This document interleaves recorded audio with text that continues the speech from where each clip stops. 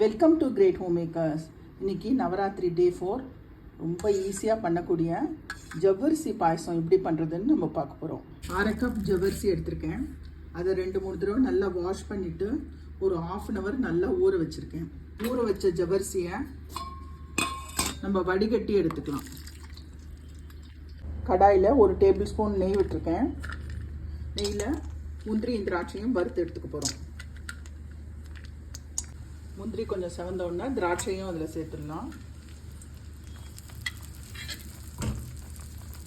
வறுத்த முந்திரியும் திராட்சையும் ஒரு பிளேட்டில் ட்ரான்ஸ்ஃபர் பண்ணிடலாம். இன்னும் 1 ஸ்பூன் நெய் விட்டுக்கிறேன். நம்ம வடிகட்டி வச்ச ஜவ்வரிசியை இதில் வறுத்துக்கலாம். இதில் ஃபஸ்ட்டு 1 டம்ளர் தண்ணி ஆட் பண்ணிக்கிறேன். ஜவ்வரிசி இதில் நல்லா வேகட்டும். ஜவ்வரிசி குக் ஆகும்போதே ஒரு 200 ml காய்ச்சின பால் ஆட் பண்ணுறேன். இந்த பாலோடு சேர்ந்து இந்த ஜவ்வரிசி நல்லா வெந்து வரட்டும். இதுலேயே கொஞ்சமாக குங்குமப்பூ ஆட் பண்ணிக்கலாம். ஜவ்வரிசி சூப்பராக வெந்தாச்சு. நம்ம ஊற வச்சதுனால இந்த ஜவ்வரிசி சீக்கிரம் வெந்து வந்துருங்க. 1/2 கப் சுகர் ஆட் பண்ணிக்கலாம்.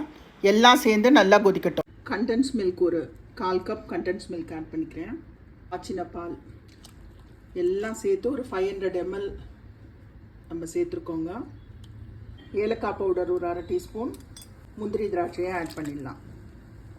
அடுப்பை ஆஃப் பண்ணிடலாம். நம்மளோட எம்மியான ஜவ்வரிசி பாயசம் ரெடி.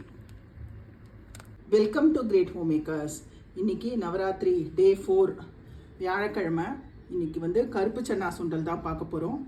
1 கப் பிளாக் சன்னாவை ஓவர் நைட் சோக் பண்ணி எடுத்து வச்சுருக்கேன். இந்த பிளாக் சன்னா மினிமம் ஒரு 8 hours நல்லா சோக் ஆகணும். சோக் பண்ண சன்னாவை குக்கரில் ஆட் பண்ணிக்கலாம். ஒரு 1/4 டீஸ்பூன் மஞ்சள், 1/2 டீஸ்பூன் உப்பு. இந்த சன்னா முழுகிற அளவுக்கு தண்ணி ஊற்றிக்கலாம். குக்கரை மூடி ஒரு 5 விசில் வரட்டும். வெந்த சன்னாவை வடிகட்டி எடுத்து வச்சுருக்கேன். பாருங்கள், சன்னா நல்லா வெந்திருக்கு. சுண்டலுக்கு தாளிச்சிடலாம். வானலியில் 2 டீஸ்பூன் ஆயில் விட்டுருக்கேன். எண்ணெய் சூடானோன்னா கடுகு ஒரு 1/2 டீஸ்பூன், உளுத்தம் பருப்பு ஒரு 1/2 டீஸ்பூன், பெருங்காயம் ஒரு 1/4 டீஸ்பூன், 2 ரெட் சில்லியை கட் பண்ணி போடுறேன்.